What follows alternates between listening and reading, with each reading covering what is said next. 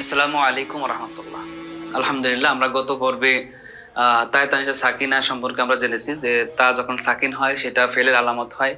এরপরে কিছু নিয়মকানুন আমরা শিখেছি, আর এই পর্বে আমরা বলেছিলাম তানবিন নিয়ে আলোচনা করব। তো তখন আপনাদেরকে আমরা বলেছিলাম যে আমরা আরবি কিতাবাদিতে যেই লেখাগুলোই দেখি না কেন সেটা এস এম ফেল হরফ থেকে খালি নয়। যেমন আলহামদু লিখেছেন, এর ভিতরে কিন্তু আলিফ লামটাও এক প্রকারের হরফ, যদিও আমাদের আহ হেদাতুন কিতাব ওইটা আসেনি। হেদাতুন কিতাবের মুসান্নিফ 17 ধরনের হরফ নিয়ে আলোচনা করেছেন। এরপরে আমরা আরো বলেছিলাম যে জাইদুন লিখলাম, এখানে মূল অক্ষর জা ইয়া দাল, একজন ব্যক্তি, তার ভিতরে যে তানবিনটা আছে সেটাও মূলত হরফ। অর্থাৎ আপনি যাই লেখেন না কেন সবগুলোই কোনো না এস এম, নয়তো ফেল, নয়তো হরফের ভিতরে অন্তর্ভুক্ত হবে, তার ভিতরে তানবিনটাও।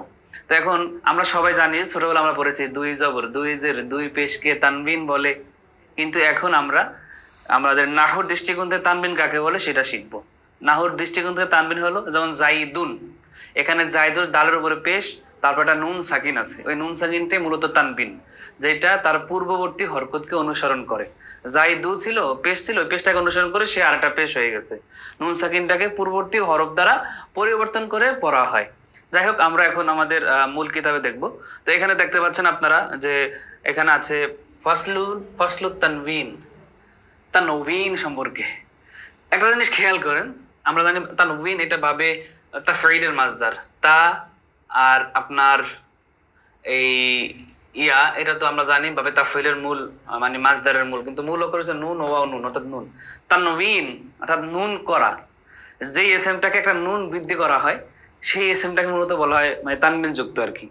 যেমন এখন নুন যুক্ত করছে কেমন, যেমন জায়েদ, একজন ব্যক্তির নাম জাইদু, তো এখানে একটা নুন সাকিন যুক্ত করা হয়েছে, এটাকে বলা হয় তানবিন। আর এই তানবিনটা পূর্ববর্তী হরকতে তাবে হয়, এভাবে তাবে হয়ে তান জাইদুন হয়। তো আমরা ছোটবেলা যেটা শিখে এসেছি মূলত ওইটা তানবিন, আর তানবিনটা মূলত নুন। তো এখানে সেটা বলা হচ্ছে, দেখেন নুন নুন সাকিনাতুন, যে সুকুনযুক্ত নুন, তাতবাউ হারাকাতা আখিরিল কালিমা, কালিমার যে শেষ হরকত আছে সে শেষ হরকতকে অনুসরণ করে, সেটাকে বলা হয় আপনার তানবিন। ফসলুন আর তানবিন অথবা ফসলুত তানবিন দুইভাবে পড়া যায়। ফসলুন পড়লে সুন্দর হয়, যেহেতু আমরা এর আগে শিখে এসেছি। আর তানবিন, তানবিনটা কি নুন সাকিনাতুন, তানবিনটা হলো নুন সাকিন।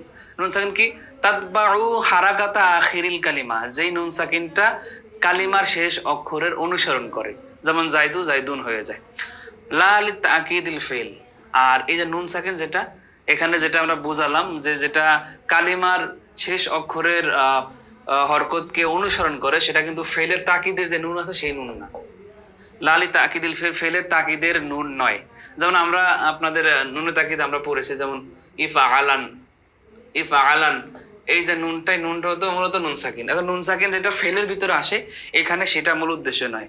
ফেলকে তাকিদ দেওয়ার জন্য যে নুন সাকিনটা আসে সেখানে এই স্টেজে সেটা মূল আমাদের বিষয় নয়। আমাদের এখানে মূল বিষয় হলো ফেল ছাড়া যেটা আছে। এছাড়া আমরা জানি হরফের ভিতর হতে পারে যেমন মিন, সেটা তো নুন সাকিন। এখন নুন সাকিন দেখলে সেটাকে আমরা তানবিন বলবো না, শুধুমাত্র এস এম এর ভিতরে যে নুন সাকিনটা আসে সেটাকে আমরা তানবিন বলবো শেষে। তো আশা করি বুঝতে